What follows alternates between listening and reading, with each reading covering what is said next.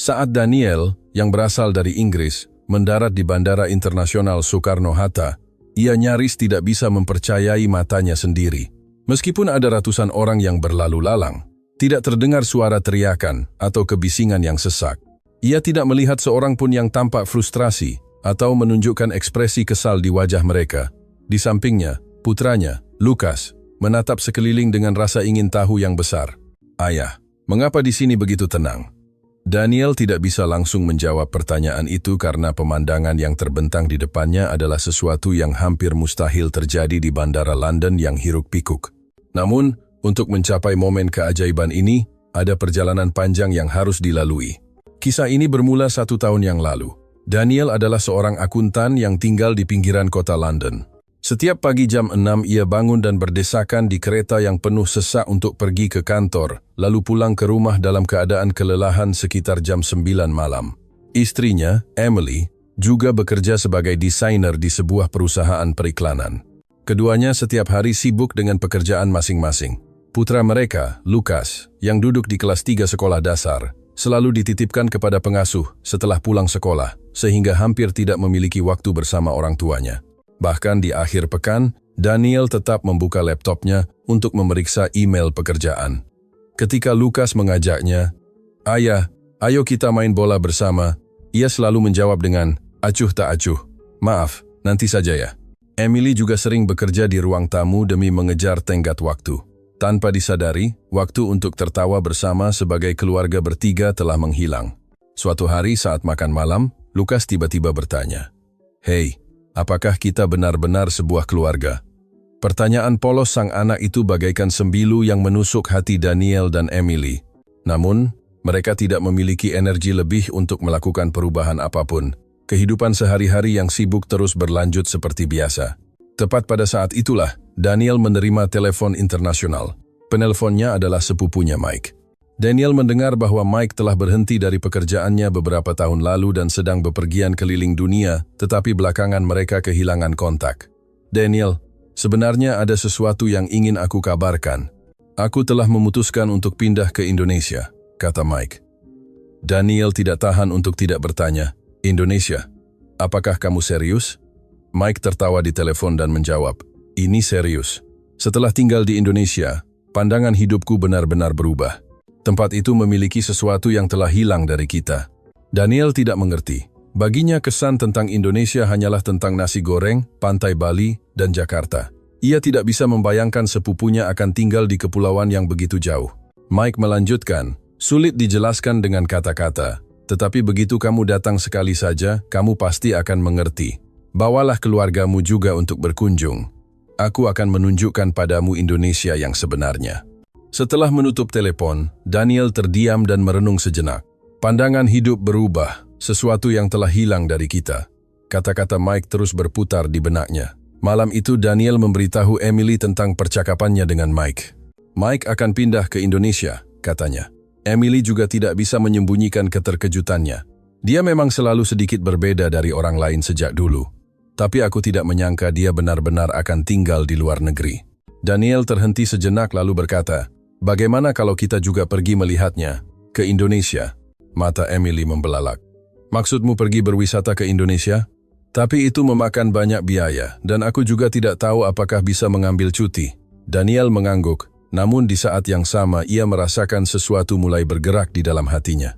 Mungkin tidak bisa segera, tetapi jika kita menabung selama 1 tahun, seharusnya ada jalan. Aku juga ingin memperlihatkan dunia luar kepada Lukas, dan ingin memastikan sendiri sesuatu yang dikatakan Mike itu. Lukas, yang secara tidak sengaja mendengar percakapan ini, matanya berbinar dan ia berlari menghampiri. "Indonesia, apakah kita akan pergi berwisata? Aku sangat suka petualangan." Melihat reaksi polos putranya, Emily pun tersenyum. Benar juga, sesekali memiliki tujuan besar bersama seluruh keluarga mungkin bukan ide yang buruk. Demikianlah, rencana perjalanan keluarga Daniel ke Indonesia dimulai. Sejak hari berikutnya, kehidupan keluarga itu mulai berubah sedikit demi sedikit. Mereka mengurangi makan di luar dan belanja di akhir pekan hanya untuk barang-barang yang paling penting. Daniel menghentikan kebiasaan minum kopi latte di kafe setiap pagi, dan Emily juga berhenti pergi ke salon kuku. Kehidupan berhemat yang awalnya terasa mengekang, justru mulai membawa perubahan ajaib. Karena tidak makan di luar, mereka mulai memasak bersama sebagai keluarga. Lukas mencuci sayuran, Emily meracik bumbu, dan Daniel membakar daging. Waktu-waktu sederhana seperti ini tanpa disadari menjadi kegembiraan bagi seluruh keluarga. Jalan-jalan ke taman yang tidak memakan biaya di akhir pekan, dan bermain permainan papan di rumah menjadi kegiatan rutin. Wajah Lukas kini jauh lebih ceria daripada sebelumnya. "Ayah, belakangan ini ayah selalu menemaniku ya." Kata-kata sang putra membuat hati Daniel bergetar. Jika bukan karena tujuan menabung ini, mungkin waktu-waktu ini tidak akan pernah ada. Apa sebenarnya yang selama ini kita anggap penting dalam hidup? Daniel tenggelam dalam pemikiran yang dalam. 1 tahun hidup berhemat bukanlah hal yang mudah, tetapi angka di buku tabungan benar-benar meningkat dengan stabil. Yang terpenting, ikatan keluarga menjadi jauh lebih kuat dari sebelumnya. Akhirnya, hari keberangkatan tiba. Di bandara, setelah menyelesaikan proses lapor diri dan menuju pintu keberangkatan, Lukas berseru dengan gembira, "Ayah, Ibu, kita benar-benar akan pergi ke Indonesia. Wah, aku tidak percaya ini." Daniel mengelus kepala putranya sambil tersenyum. "Ya, kerja keras kita selama setahun ini akhirnya terbayar." Emily juga mengangguk senang. "Aku juga sangat menantikannya. Ingin tahu apa sebenarnya pesona Indonesia yang dikatakan Mike itu." Pesawat lepas landas, menatap pemandangan kota London yang perlahan mengecil dari jendela. Daniel berpikir dalam diam, apa yang akan kita temukan dalam perjalanan ini?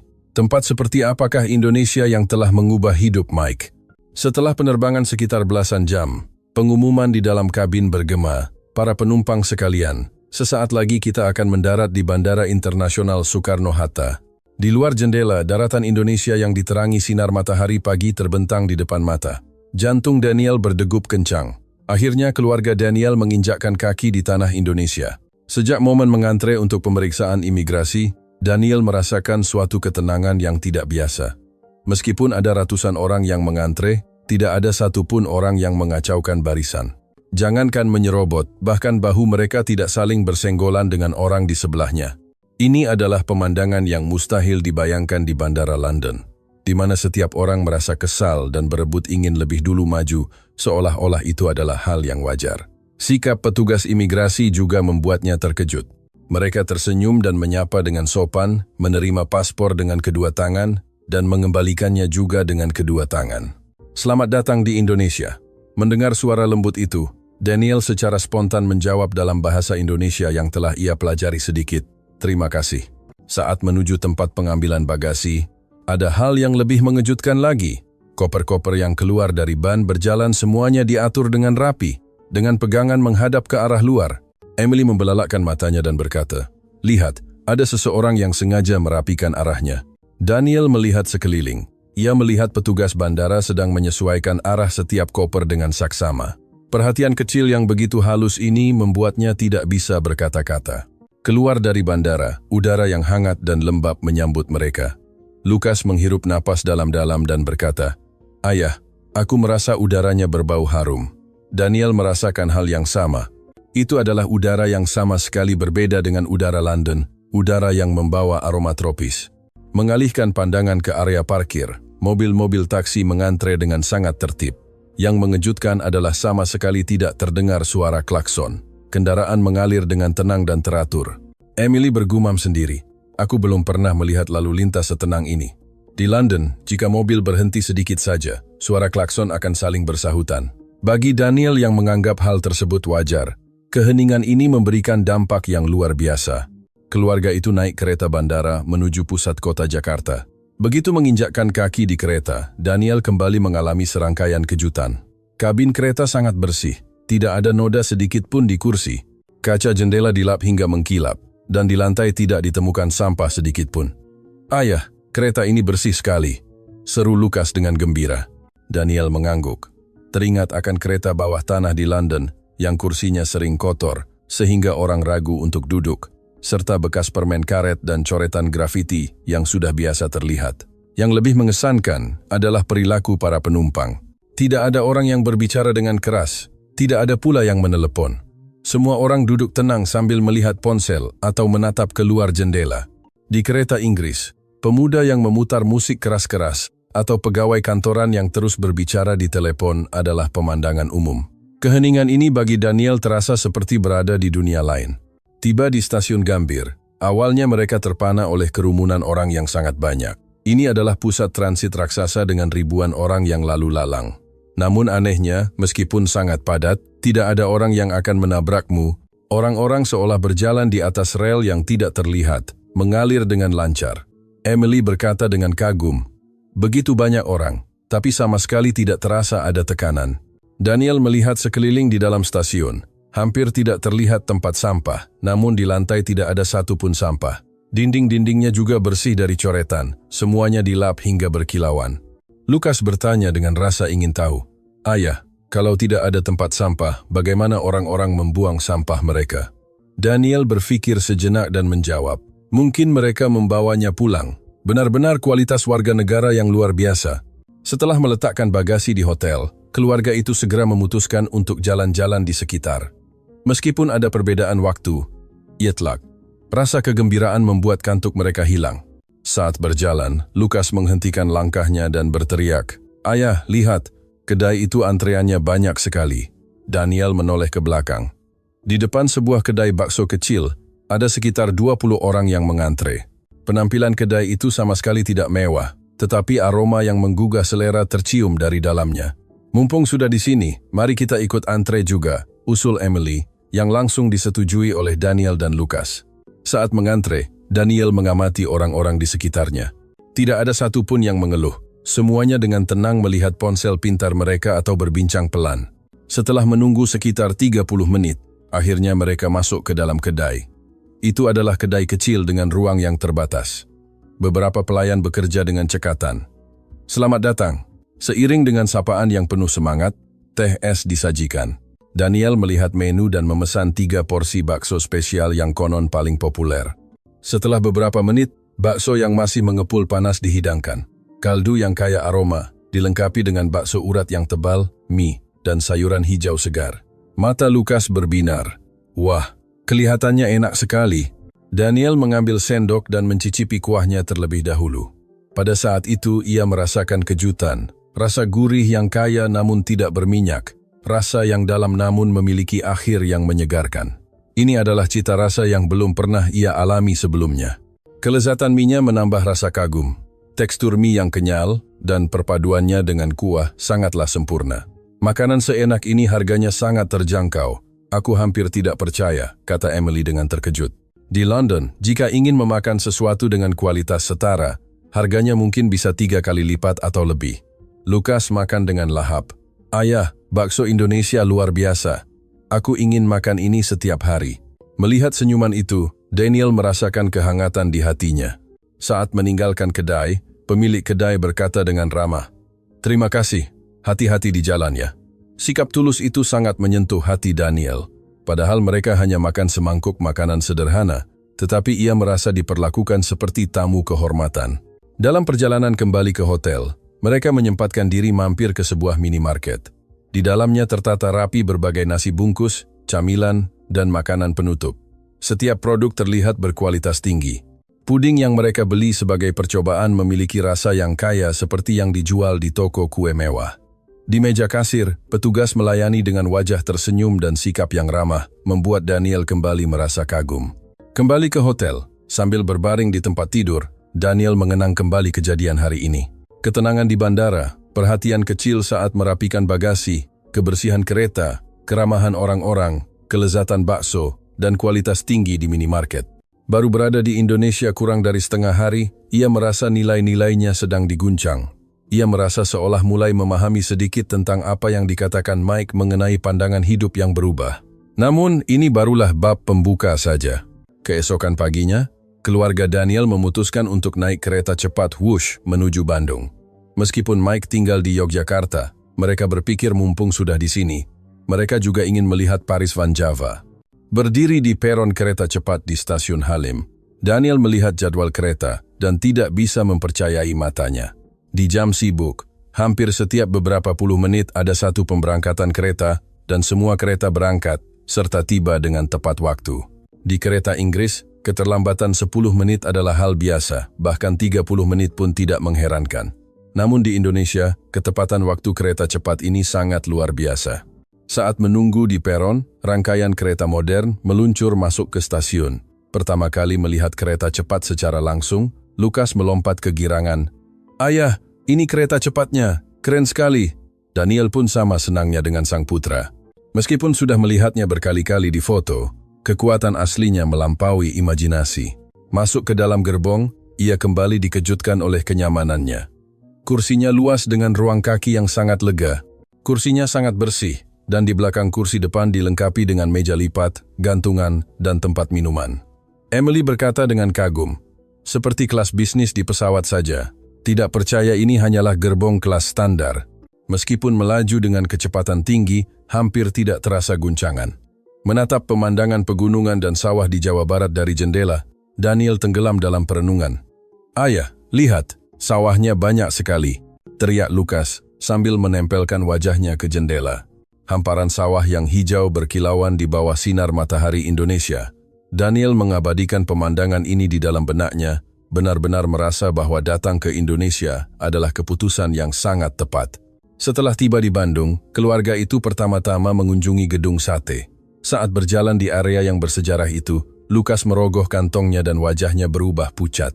"Ayah, gawat, dompetku hilang." Daniel seketika merasa pening. Ia membiarkan putranya membawa dompet berisi sekitar beberapa ratus ribu rupiah.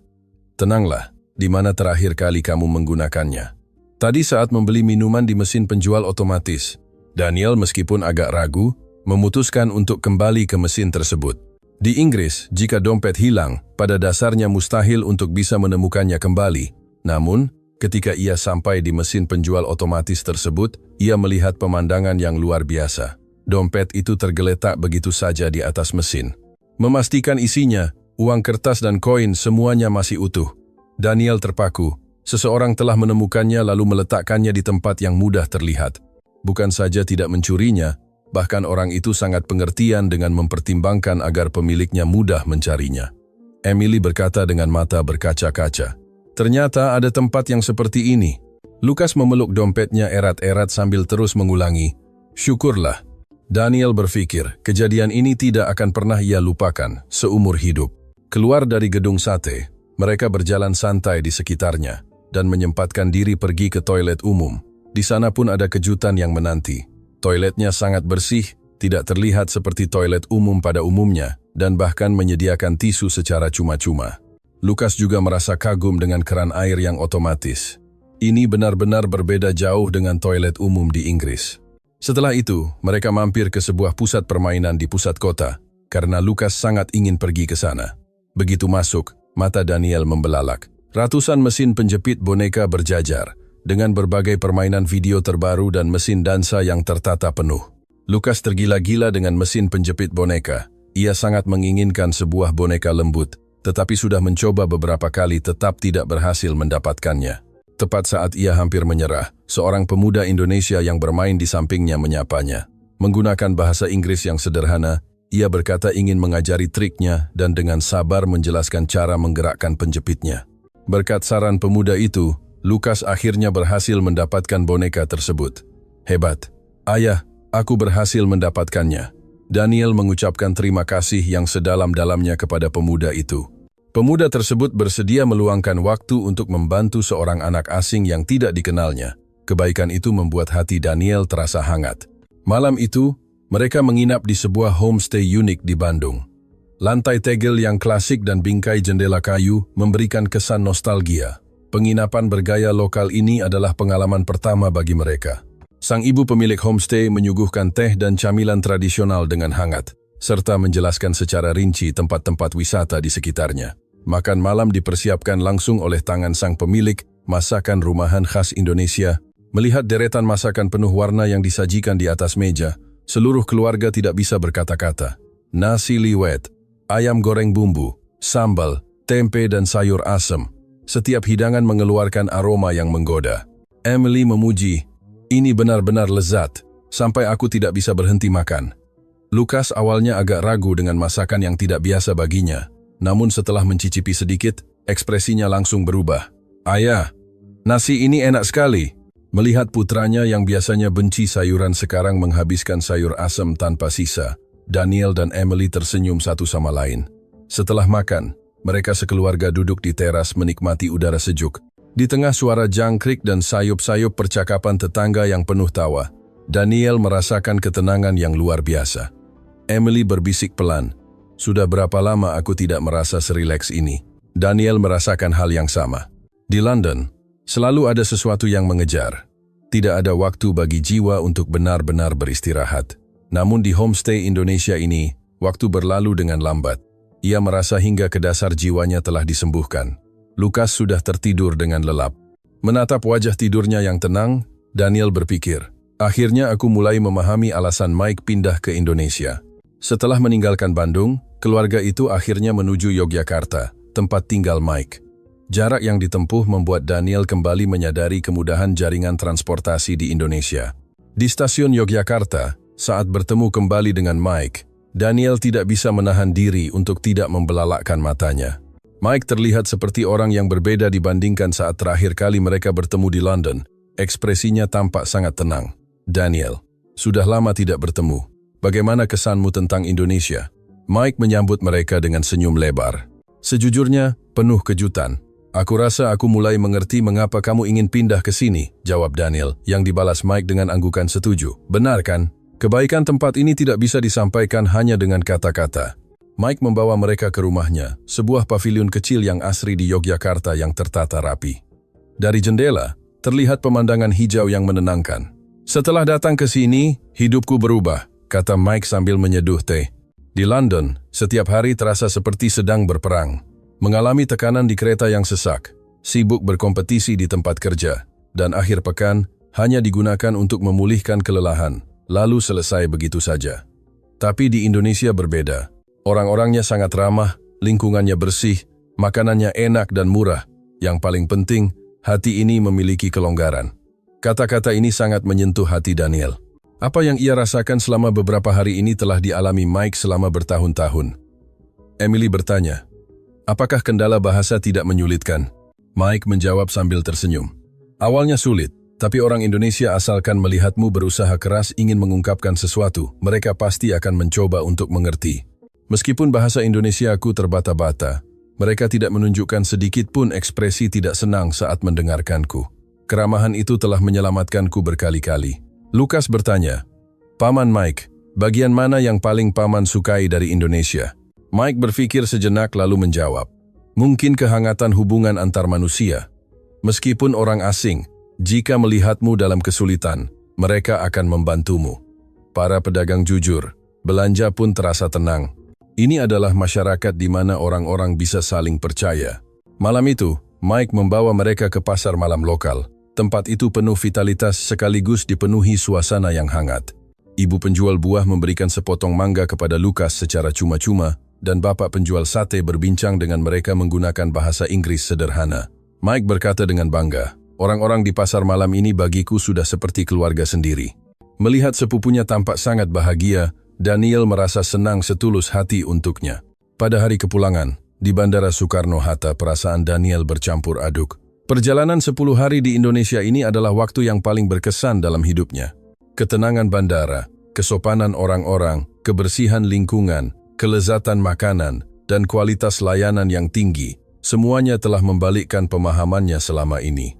Dalam perjalanan menuju pintu keberangkatan, Lukas berkata dengan berat hati, "Ayah, aku tidak mau pulang. Aku ingin terus tinggal di Indonesia." Daniel mengelus kepala putranya dan menjawab, "Ayah juga, tapi kita pasti akan datang lagi." Emily juga mengangguk pelan dengan air mata yang tampak sedikit di sudut matanya. Saat kembali ke London, Daniel seolah ditarik kembali ke kenyataan. Kebisingan bandara, kursi kereta bawah tanah yang kotor, dan sikap orang-orang yang dingin, semuanya membentuk kontras yang tajam dengan Indonesia. Hal-hal yang dulu ia anggap lumrah, kini tidak lagi terasa wajar.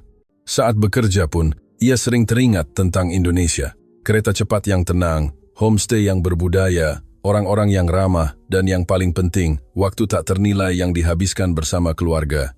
Suatu malam, Daniel berkata kepada Emily, "Setelah pergi ke Indonesia, aku baru menyadari apa yang penting. Selama ini kita selalu menjadikan kesibukan sebagai alasan untuk menunda hal-hal yang benar-benar berharga. Emily juga mengangguk. Aku pun merasakannya. Di Indonesia, aku baru menyadari betapa bahagianya waktu bersama keluarga. Lukas memeluk boneka lembut yang dibawa dari Indonesia. Hampir setiap malam ia menceritakan kembali kenangan di sana. Setiap kali melihat senyum itu, Daniel semakin memantapkan tekadnya untuk lebih menghargai waktu bersama keluarga dan menerapkan apa yang ia pelajari di Indonesia dalam kehidupan sehari-hari.